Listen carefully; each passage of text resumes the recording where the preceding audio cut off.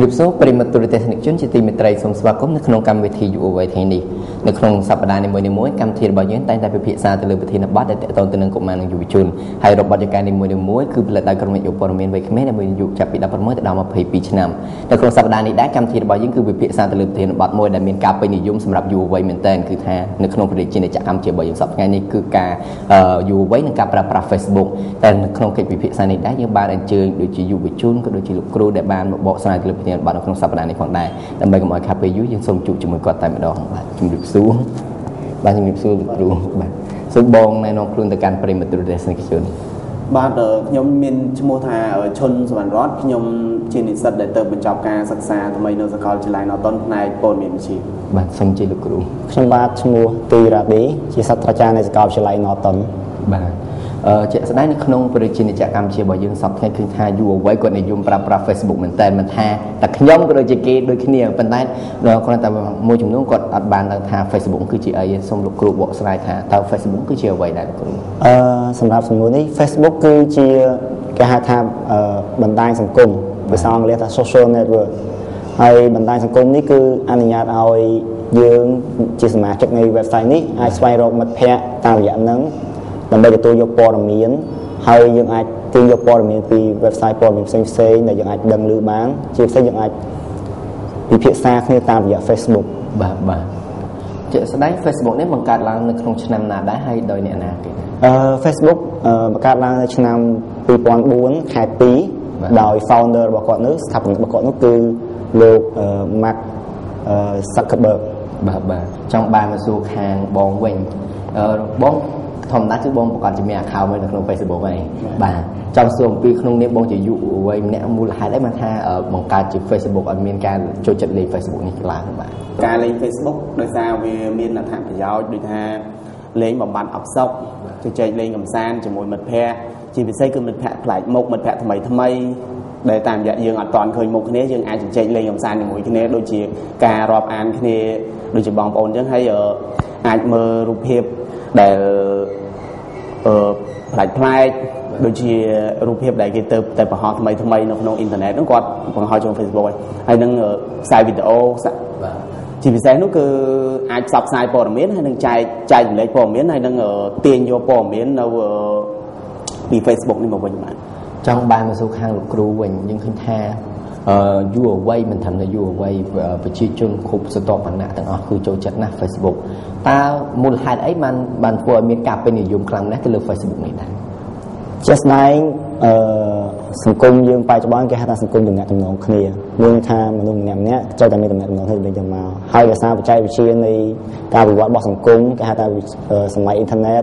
អញ្ចឹងហើយដែលធ្វើឲ្យ Facebook ហ្នឹងចាប់ផ្ដើមពេញនិយមដោយសារអីដោយសារគាត់អាចទំនាក់ទំនងជាមួយនឹងមនុស្សម្នាក់ផ្សេងទៀតទៅមនុស្សម្នាក់ផ្សេងទៀតតាមរយៈ Facebook ហ្នឹងហើយទោះបីជាមនុស្សហ្នឹងនៅទីតាក៏ដោយមានន័យថាទោះបីយើងនៅស្រុកខ្មែរមួយនៅអាមេរិកក៏យើងអាចទំនាក់ទំនងគ្នាបានយើងអាចដឹងព័ត៌មានគ្នាទៅវិញទៅមកបានតាមរយៈ Facebook ហ្នឹងនោះហើយដែលធ្វើឲ្យ Facebook វាចាប់ផ្ដើមពេញនិយមទៅសម្រាប់យុវជនវិញយុវវ័យវិញគាត់ចូលចិត្តប្រើ Facebook ក្នុងការទំនាក់ទំនងគ្នាដូចជាការស្វែងរកភាពពីមិត្តភ័ក្តិគាត់ហើយទទួលព័ត៌មានពីការសិក្សាទទួលព័ត៌មានពីរឿងផ្សេងឧទាហរណ៍ដូចជាសកម្មភាពប្រចាំថ្ងៃរបស់គាត់ជាដើមតើទៅនឹង Facebook នេះដែរតើតាមការសង្កេតរបស់លោកគ្រូផ្ទាល់តើឃើញថាភាគច្រើនជាយុវវ័យឬក៏ជាវ័យក្នុងវ័យណាដែរចូលចិត្តលេង Facebook នេះតាមដែលខ្ញុំមើលឃើញបច្ចុប្បន្នភាគច្រើនគឺយុវវ័យហើយតាមដែលឯកសារដែល founder របស់ Facebook គាត់ធ្វើដំបូងនោះគាត់ផ្អែកទៅលើនៅក្នុងសាកលវិទ្យាល័យចឹងមានថាគាត់ផ្អែកទៅលើយុវវ័យហើយស្រាប់ដែរហើយក្នុងពេលនោះតើតើនឹងវ័យបច្ចុប្បន្ននេះបងយល់ឃើញយ៉ាងណាចំពោះយុវវ័យក្នុងការប្រើប្រាស់ Facebook ដែរសម្រាប់យុវវ័យដែលប្រើប្រាស់ Facebook គឺខ្ញុំយល់ឃើញថាវាមានរឿងពីរវារឿងល្អហើយនិងរឿងអាក្រក់ហើយរឿងល្អនិងរឿងអាក្រក់នោះវាអាស្រ័យទៅលើអ្នកលេងទៀតតើអ្នកលេងនោះគាត់លេងផ្លូវល្អឬមកគាត់លេងផ្លូវអាក្រក់ឧទាហរណ៍ថាគាត់លេងផ្លូវល្អមានន័យថាយុវវ័យគាត់កំពុងតែរៀនអញ្ចឹងគាត់អាចលើកជាសំណួរណាដែលគាត់អត់ចេះឬមួយក៏គាត់ចង់ស្វែងយល់អំពីទស្សនវិជ្ជាសង្គមដែលគាត់អាចទៅទាញយកព័ត៌មានដែលដូចជាមានគេហទំព័រមួយចំនួនដែលគាត់ link ព័ត៌មានចូលក្នុង Facebook គាត់អាចមើលព័ត៌មានហ្នឹងគាត់អាចឆ្លើយជាមួយមិត្តភ័ក្តិគាត់ទៅលើការសិក្សាផ្លាស់ប្ដូរយោបល់នេះទៅវិញទៅមក ប៉ុន្តែសម្រាប់តែផ្លូវដែលមិនល្អនោះឧទាហរណ៍ថាគាត់មិនមែនប្រើ Facebook ដើម្បីផ្លូវហ្នឹងទេគាត់ប្រើ Facebook ដើម្បីទំនាក់ទំនងស្នេហាស្វែងរកមិត្តភក្តិសង្សារតាមអ៊ីនធឺណិតអានោះជាផ្លូវមួយដែលមិនល្អហើយមួយទៀតនោះគាត់យក Facebook លេងហ្គេមដែលហើយវាក្នុង Facebook វាមានហ្គេមមានអីអញ្ចឹងវាធ្វើឲ្យការដែលគាត់លេងនោះវាចំណាយពេលអត់ប្រយោជន៍ហើយអ្នកខ្លះគាត់លេង Facebook មិនមែនលេង10នាទី5នាទីអីទេជួនកាលលេង3ម៉ោងក្នុងមួយថ្ងៃហើយបើយើងឲ្យគាត់ទាញវិញថា3ម៉ោងគាត់បានធ្វើអីខ្លះលើ Facebook តែថ្ងៃនេះគាត់បានបញ្ចុចអីខ្លះពី Facebook គឺអត់មានអញ្ចឹងបើសិនបើយើងយក3ម៉ោងទៅធ្វើការសិក្សាទៅធ្វើជំនួញទៅជួយឪពុកម្ដាយតើយើងបានលទ្ធផលអីខ្លះយើងអាចទាញបានថា Facebook វាល្អក៏ល្អវាល្អមិនល្អក៏មិនល្អវាអាស្រ័យទៅលើអ្នកប្រើបងយល់យ៉ាងណាដែរចំពោះយុវជនរាល់ថ្ងៃនេះដែលក្នុងការប្រើប្រាស់ Facebook នៅក្នុងប្រទេសកម្ពុជារបស់យើងបងខ្ញុំចំពោះយុវជនសប្តាហ៍ថ្ងៃហ្នឹងខ្ញុំយល់ថាពួកគេកំពុងតែប្រើប្រាស់ Facebook ដើម្បីស្វែងរកចំណេះដឹងហើយនឹងផ្សព្វផ្សាយអំពីបទពិសោធន៍ខ្លួនឯងក៏ដូចជាចង់ជជែកលេងកម្សាន្តក៏ប៉ុន្តែក៏មានយុវជនមួយចំនួនទៀតគឺគាត់កំពុងតែប្រើប្រាស់ Facebook ដើម្បីស្វែងរកស្នេហាមើលរូបភាពអាភាសរឿងអាភាសហើយប្រការនេះហើយទៅធ្វើឲ្យជាវាជាក្តីកង្វល់មួយរបស់យុវជនយើងដែលគ្នាលេង Facebook ក្នុងផ្លូវល្អ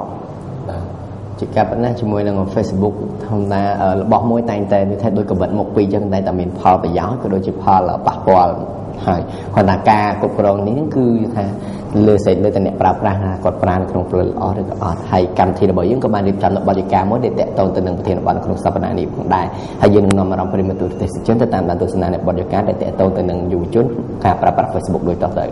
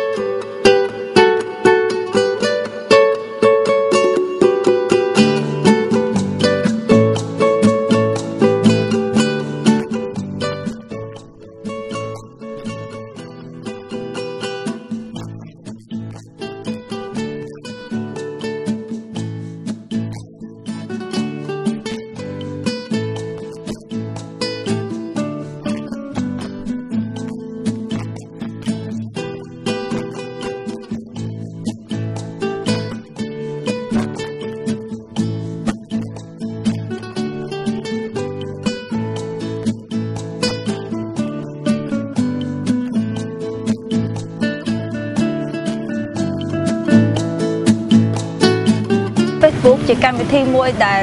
ជជែកលេងកម្សាន្តនៅពេលដែលយើងអត់សុខ Facebook គឺជាការទំនាក់ទំនងគ្នារវាងអ្នកដែលនៅក្នុងស្រុកនិងអ្នកនៅខាងក្រៅស្រុកហើយធ្វើឲ្យយើងស្គាល់មិត្តភក្តិជាច្រើន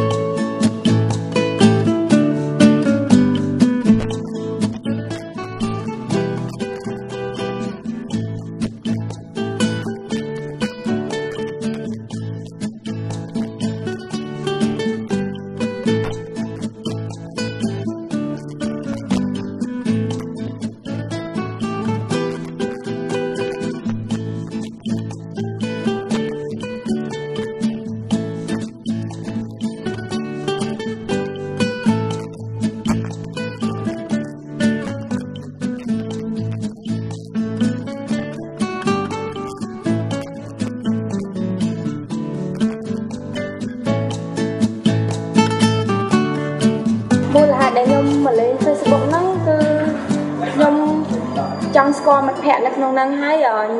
ដើម្បីកែអបសុខខ្លះៗពេលណាអត់សុបាយចិត្តអីចឹងមកលេងជាមួយមិត្តភក្តិនៅក្នុងហ្នឹងទៅបានឆ្លើយជា message ជាអីចឹងទៅ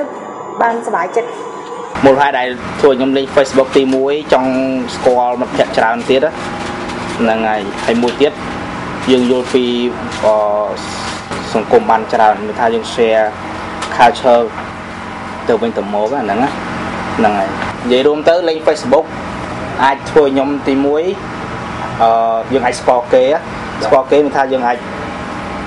និយាយរួមទំនាក់ទំនងការងារបានទៀតបានមូលហេតុដែលខ្ញុំចូលចិត្តប្រើប្រាស់ Facebook ហ្នឹងទី1ខ្ញុំគិតថាវាធ្វើឲ្យខ្ញុំហ្នឹងអាចស្គាល់មិត្តជាច្រើននៅក្នុង Facebook ហ្នឹងទី1ហើយធ្វើឲ្យខ្ញុំអាចយល់ច្បាស់ពីកម្មវិធីដូចជាតើតើនឹងប្រព័ន្ធអ៊ីនធឺណិតអីចឹងគឺខ្ញុំអាចយល់ច្បាស់ច្រើនទៀត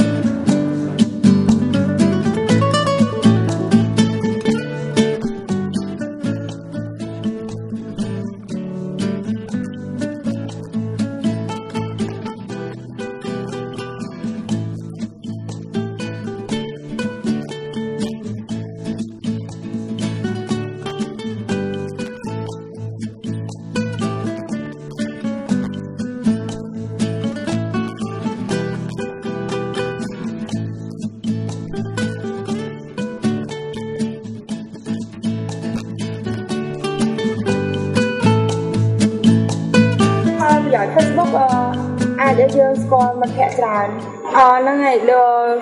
ក្រុមហ៊ុនខ្លះគេអាប់ដេតឈ្មោះក្រុមហ៊ុនគេនៅលើ Facebook អញ្ចឹងណានៅពេលដែលយើងបើក Facebook អញ្ចឹងទៅវាមានរូបឈ្មោះក្រុមហ៊ុនគេលោតនៅលើហ្នឹងគឺថាមានលោតនៅលើអេក្រង់កុំព្យូទ័រហ្នឹងយើងអាចមើលឃើញឈ្មោះក្រុមហ៊ុនផ្សេងៗបានបើតាមខ្ញុំលេងហើយខ្ញុំនេះតាមដឹងទៅ Facebook ហ្នឹងយើងវាអាចជួយយើងក្នុងការទំនាក់ទំនងស្វែងរកមិត្តភក្តិថ្មីហើយម្យ៉ាងទៀតខ្ញុំអាចស្វែងរកមិត្តភក្តិចាស់ខ្ញុំដែលគេធ្លាប់បានរៀនស្គាល់គ្នាពីមុនមកដែលយើងអាចស្គាល់លេខទូរស័ព្ទឬក៏អីចឹងប៉ុន្តែដល់ពេលយើងលេង Facebook ទៅយើងអាចជួបគ្នាវិញអាចទំនាក់ទំនងគ្នាវិញដូចដើមចឹងគិតថា Facebook គឺជាកម្មវិធីមួយល្អដែលព្រោះថា Facebook អាចធ្វើឲ្យយើងមានមិត្តភក្តិឬមួយក៏ធ្វើឲ្យយើងបាត់ stress នៅពេលដែលយើងអបសុខអីចឹងឬក៏សម្រាប់ការសិក្សា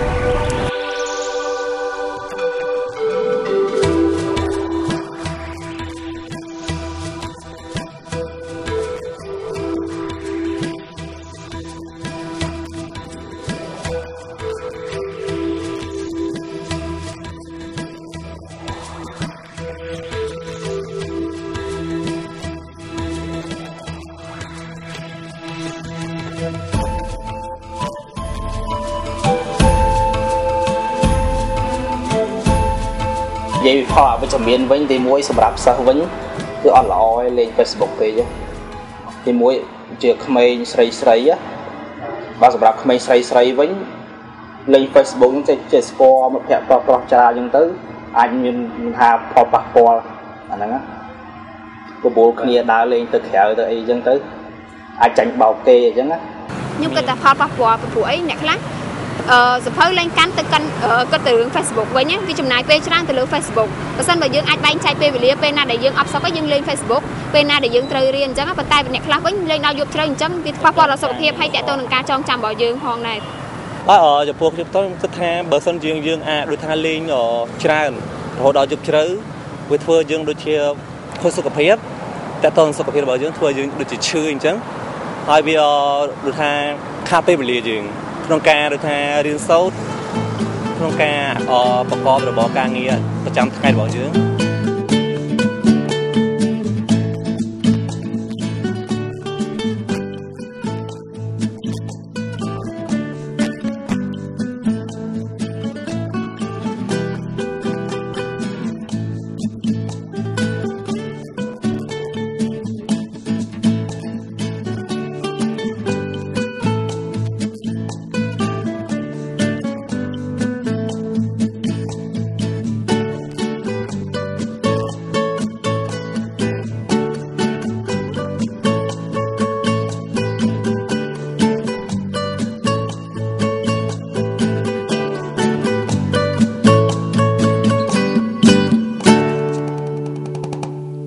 បន្តទៅបានតាមដានទស្សនានៅបទយកានៅពេលនេះសូមអវារំប្រិយមិត្តទូរទស្សនិកជនមកជួបកិច្ចសម្ភាសជាបន្តបាទអំបញ្ញមិញយើងបានឃើញទស្សនារួចមកហើយនៅក្នុងបទយកាក៏គាត់បានបង្ហាញដែរថាក្នុងការនោះវាមានទាំងគុណសម្បត្តិនិងគុណវិបត្តិហើយភាគច្រើនក្នុងការបង្ហាញបាញ់មិញភាគច្រើនគឺយុវវ័យគាត់ចូលចិត្តលេងខ្លាំងណាស់ព្រោះថាបច្ចុប្បន្នកាលពីមុនគឺលេងតែត្រឹមកុំព្យូទ័រទេតែសម័យឥឡូវឃើញមានតាំង iPod តាំងពីទូរស័ព្ទតាំងពី iPhone នៅភាគច្រើនគឺថាគ្រប់ទីកន្លែងគ្រប់ទីសាធារណៈគឺឃើញថាគាត់លេងតែម្ដងចង់សួរទៅដល់មតិរបស់លោកគ្រូវិញថាលោកគ្រូយល់យ៉ាងណាថាអំពី Facebook ហ្នឹងតើវាមានគុណសម្បត្តិដូចជាគុណវិបត្តិដូចម្ដេចដែរសម្រាប់គ្រូបកស្រាយដូចជាខ្ញុំបានលើកពីដើមអញ្ចឹង Facebook វាមានគុណសម្បត្តិនិងគុណវិបត្តិវាអាស្រ័យទៅលើអ្នកប្រើប៉ុន្តែគុណសម្បត្តិរបស់វាច្រើនជាងគុណវិបត្តិតាមដែលខ្ញុំសិក្សាមើលទៅឧទាហរណ៍ថានៅលើ Facebook យើងអាចស្វែងរកមិត្តភក្តិចាស់ដែលយើងបែកគ្នាយូរយើងអាចស្វែងរកមិត្តភក្តិថ្មីយើងអាចចែករំលែកនៅព័ត៌មានដែលជាសកម្មភាពរបស់យើងអាចធ្វើ business online បែបម៉េចមានន័យថាឧទាហរណ៍ថាប្រសិនបើយើងមានផលិតផលមួយឬមួយក៏យើងមានshop មួយយើងមានហាងមួយបាទអញ្ចឹងយើងចង់លក់ផលិតផលរបស់យើងទៅកាន់អ្នកផ្សេងមួយទៀតដែលជាសមាជិកក្នុង Facebook ហ្នឹងយើងគ្រាន់តែបង្កើតជាសមាជិកមួយក្នុង Facebook ហើយយើងយកផលិតផលរបស់យើងទៅ promote នឹងគុណសម្បត្តិរបស់វាហើយវាមានដូចជាពេលដែលយើងអបសុកដូចយើងអាចលេង game យើងអាចទស្សនាព័ត៌មានដែលយើងមានន័យថាគេហៅថា fan ណាគេហៅ like តែពេល like ហ្នឹងមានន័យថាបើសិនបើយើង like នៅព័ត៌មានពីដើម7មួយឬមួយក៏សន្តិភាពអញ្ចឹងយើងបានព័ត៌មានហ្នឹងមកមើលឧទាហរណ៍ថា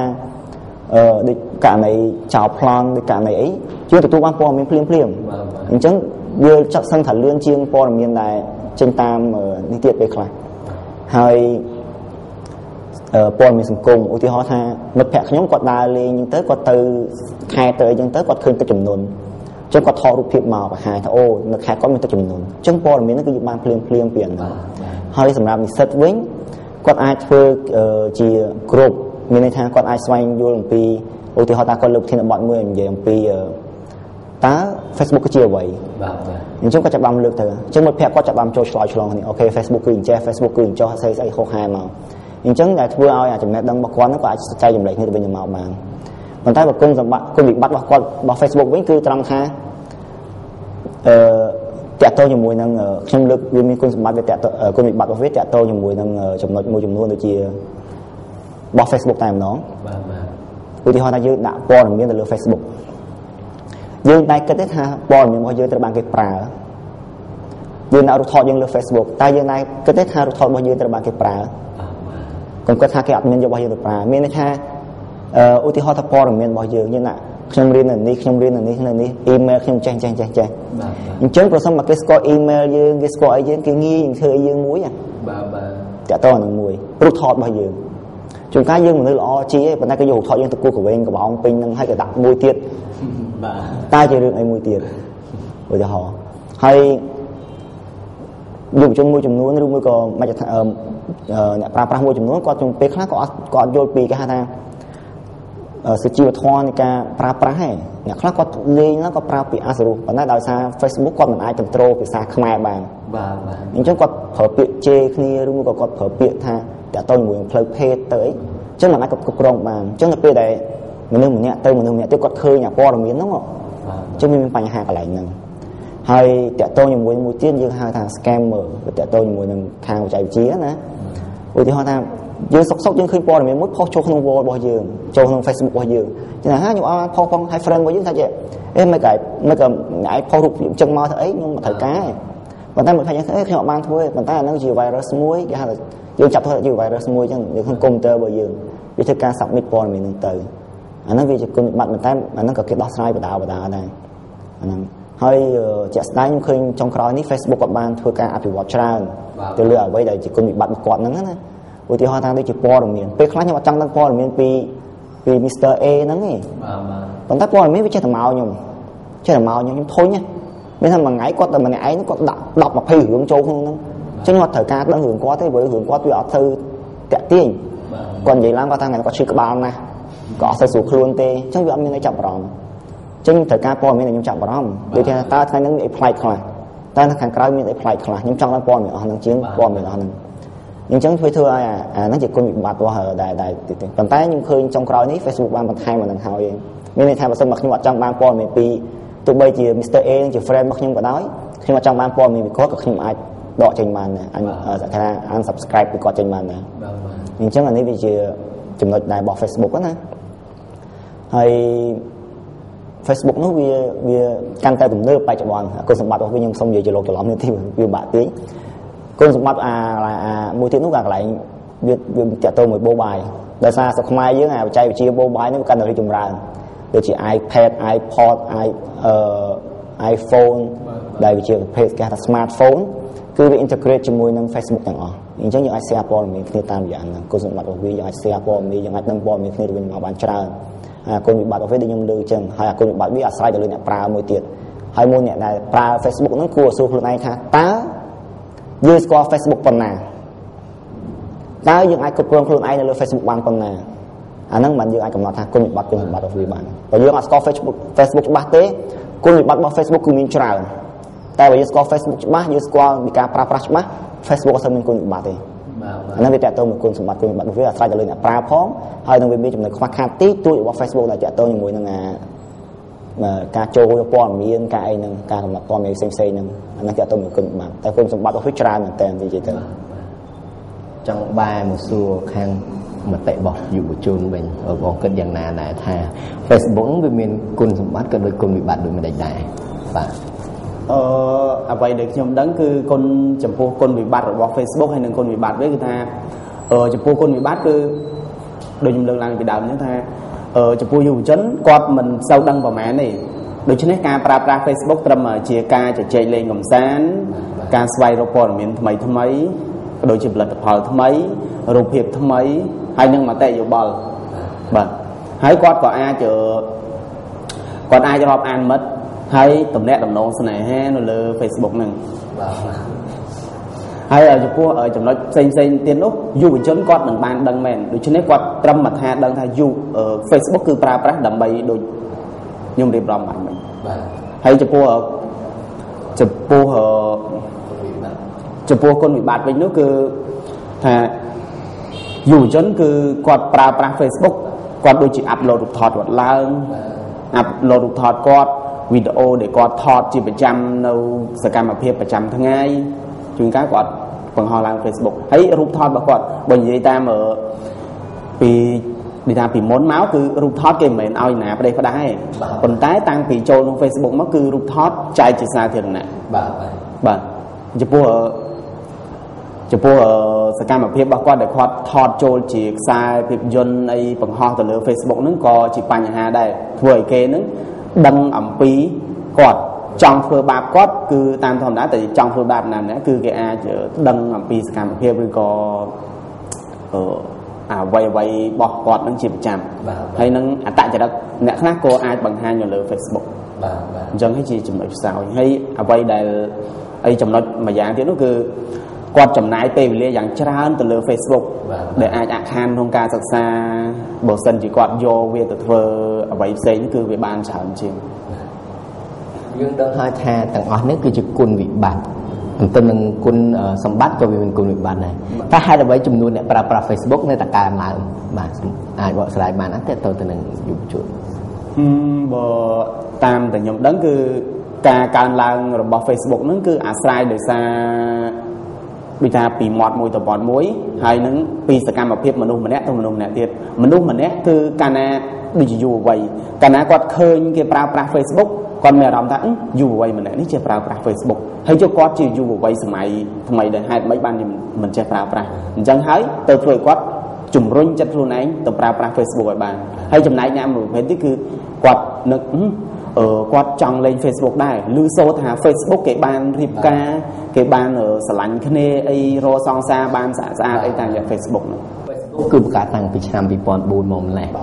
ហើយដើម្បីបានថាធ្វើ Facebook ទៅចាប់ផ្ដើមមានការពេញនិយមនៅក្នុង 2-3 ឆ្នាំនៅក្នុងប្រទេសជាតិកម្ពុជារបស់យើងចំណុចនេះគឺជាក់ស្ដែងខ្ញុំស្គាល់ Facebook តាំងពី2004ខែដែលចាប់ផ្ដើមប្រហែលជា 3-4 ខែប្រហែលជាចាប់ផ្ដើមអាណោនប្រើ Worldwide ខ្ញុំចាប់ផ្ដើមស្គាល់តាមរយៈបងប្អូនខ្ញុំនៅសហរដ្ឋអាមេរិកដល់គេ invite វាពី invite ហើយកាលពីមុននោះខ្មែរយើងយុវជនខ្មែរយើងនេះក៏គាត់ធ្លាប់មានបទពិសោធន៍មួយដែរខ្ញុំគាត់ថាអ្នកនរនេះប្រហែលជាចាំគឺ Hi-Fi ការចំណងនោះគឺម្នាក់គឺលេង Hi-Fi អញ្ចឹង Hi-Fi និង Facebook ក៏អត់ខុសគ្នាប្រហែលដែរវាគឺជាបណ្ដាញសង្គមដូចគ្នា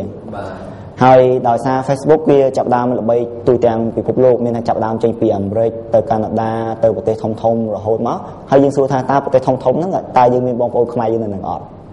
មានអញ្ចឹងយើងគាត់អាចចែករំលែកព័ត៌មានគាត់ថាអូខេណែចង់ជួបបងចង់ជួបអីនេះចូលមក Facebook មកអញ្ចឹងអ្នកនោះក៏ចាប់ដើមចូលទៅចេះតែចូលទៅអញ្ចឹងធ្វើឲ្យ Facebook ហ្នឹងចាប់ដើមជ្រៀតចូលក្នុងស្រុកខ្មែរយើងហើយដោយសារខ្មែរយើងជាប្រទេសកំពុងអភិវឌ្ឍហើយវិស័យបច្ចេកវិទ្យារបស់យើងក៏យើងឃើញថាបច្ចុប្បន្ននេះយើងដោយសាររដ្ឋាភិបាលយើងគាត់ដោតចាជួយដាក់ឡើងណាចឹងឃើញឡើងលឿនមែនតើឡើងលឿនចឹងកាលពីមុនយើងមើលថាម្នាក់ប្រើតែទូរស័ព្ទមួយគាត់ទៅលើកទេ SMS ទេប៉ុន្តែបច្ចុប្បន្នគាត់ធ្វើមិន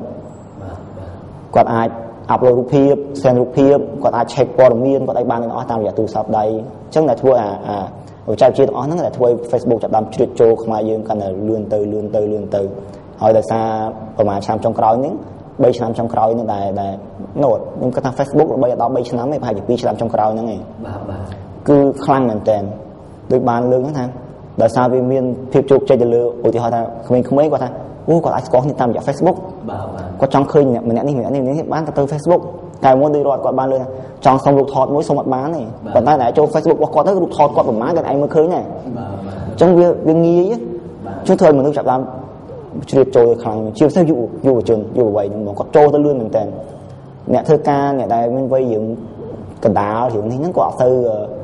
ទៅអាហ្នឹងហ្មងទេប៉ុន្តែយុវជនហ្នឹងគាត់យុវវ័យហ្នឹងគាត់ទៅហ្មងគាត់ទៅលឿនមកស្អីគាត់អាចស្វែងរកអ្វីដែលគាត់ចង់បាននៅលឿនហ្នឹងឃើញទាំងអស់នេះជាចំណុចដែលធ្វើឲ្យវាចាប់ដើមរីកមែនតើប្រហែលឆ្នាំចុងក្រោយហើយដោយសារបច្ចេកវិទ្យាយើងប្រហែលឆ្នាំចុងក្រោយនេះវារីកដូចគ្នាដូចមើលដូចអ៊ីនធឺណិតណាអ៊ីនធឺណិតចាប់ដើមធ្លាក់ថប់មែនតើអញ្ចឹងអ្នកប្រើអ៊ីនធឺណិតកាន់តែច្រើនសួរគាត់ប្រើអ៊ីនធឺណិតគឺគាត់ប្រើ Facebook ហ្នឹងហើយអញ្ចឹងវាចាប់ដើមធ្វើរីកខ្លាំងមែនតើហើយកម្មវិធីរបស់យើងក៏បានឈានចូលទៅដល់ទីបញ្ចប់តើលោកគ្រូមានមតិអីកាន់ទស្សនិកជនបាទសូមគោរពអញ្ជើញលោកគ្រូជាទីបញ្ចប់នេះខ្ញុំមានមតិមួយចំនួនទៅកាន់យុវជនជាពិសេសទស្សនិកជនជាពិសេសយុវជនតែម្ដងសូមកុំព្យាយាមធ្វើឲ្យ Facebook ធ្វើឲ្យយើងរវល់បាទមានន័យថាយើងត្រូវយកពេលវេលារបស់យើងមួយចំនួនធំដែលយើងលេង Facebook នោះទៅដល់ទៅការសិក្សាវិញកុំព្យាយាមឲ្យការចំណាយពេលរបស់យើងរឿងអបប្រយោជន៍ដែលធ្វើឲ្យប៉ះពាល់ដល់សង្គមដល់អនាគតផ្សេងៗរបស់យើងឲ្យ Facebook ជាចូលបានហើយចុងក្រោយបំផុតនោះទៀតនោះគឺខ្ញុំចង់ឲ្យយុវជនទាំងអស់នោះផ្ទេរពីការដើរលេងកម្សាន្តដែលអត់បានការដូចជាដើរលេងរាល់ថ្ងៃដោយលេង Facebook រាល់ម៉ោងមួយថ្ងៃ3ម៉ោងអីនោះទៅលើការសិក្សាវិញពីព្រោះការសិក្សាវាជាផ្លូវមួយដែលល្អបំផុតដែលជួយឲ្យយើងទៅរកអនាគតមួយដែលប្រសើរសម្រាប់ថ្ងៃអនាគតជាយោបល់របស់ខ្ញុំគឺមានប៉ុណ្ណឹងអរគុណច្រើនចំពោះមតិយោបល់ចុះបងវិញសូមគោរពអញ្ជើញបាទសម្រាប់ខ្ញុំក្នុងនាមខ្ញុំជានិស្សិតម្នាក់អញ្ចឹងខ្ញុំក៏មានមតិយោបល់សម្រាប់យុវជនហើយនឹងទាំងកុមារទាំងយុវជនយើងក្នុងសតវនៈខ្មែរនោះឲ្យដឹងថាបើសិនជាគាត់ចេះប្រើប្រាស់ Facebook ហើយសូមឲ្យប្រើប្រាស់ Facebook ក្នុងផ្លូវល្អគឺទាញយកផលប្រយោជន៍ពីវាបានច្រើនដើម្បីងាយស្រួលធ្វើឲ្យ Facebook ហ្នឹងកាន់តែមានប្រយោជន៍ហើយជៀសវាងការប្រើប្រាស់ Facebook ក្នុងរយៈពេលមួយថ្ងៃច្រើនម៉ោងដែលបណ្ដាលឲ្យប៉ះពាល់ដល់ការសិក្សាក៏ដូចជាជួយឪពុកម្ដាយរបស់គាត់ហើយបើសិនជាយល់ល្អនោះគឺកំណត់ម៉ោងក្នុងការប្រើប្រាស់ Facebook កុំប្រើប្រាស់តាមតែចិត្តតាមតែការនឹកឃើញ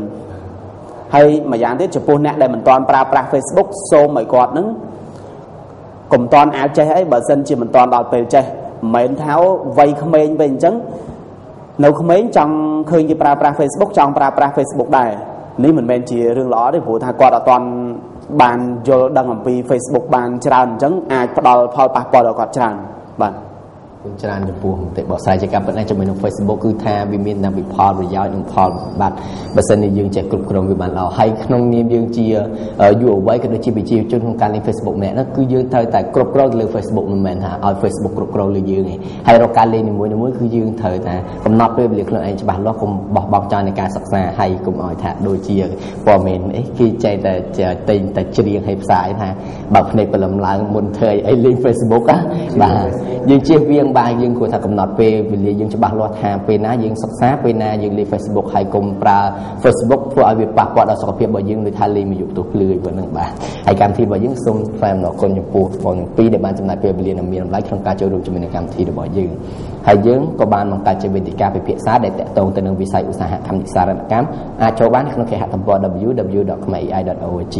យើងសូមថ្លែងអំណរគុណដល់កំពុងខ្ពស់ចំពោះសម្ដេចអគ្គមហាសេនាបតីតេជោហ៊ុនសែននាយករដ្ឋមន្ត្រីនៃព្រះរាជាណាចក្រកម្ពុជាព្រមទាំងលោកជំទាវគតិប្របណ្ឌិតអរគុណទៅដល់អាដាមអសមហេរដ្ឋមន្ត្រីក្រសួងសង្គមកិច្ចអតីតយុទ្ធជនយុវនីតិសម្បទាអរគុណទៅដល់អង្គការ UNICEF ប្រចាំប្រទេសកម្ពុជាអង្គការ SKN នៃប្រទេសនេធឺឡែនអង្គការអមអន្តរជាតិដែលបានឧបត្ថម្ភដល់កម្មវិធីយុវវ័យថ្ងៃនេះតាំងពីដើមរហូតមកយើងសូមថ្លែងអំណរគុណចំពោះប្រិយមិត្តទូរទស្សនិកជនដែលបានតាមដានទស្សនានៅកម្មវិធីយុវវ័យថ្ងៃនេះតាំងពីដើមរហូតដល់ចប់នៅពេលនេះយើងខ្ញុំនឹង3នាក់សូមអរគុណសូមគោរពលាសន្យាជួបគ្នានៅថ្ងៃអាទិត្យសប្តាហ៍ក្រោយតាមពេលវេលានឹងម៉ោងដដែលសូមអរគុណ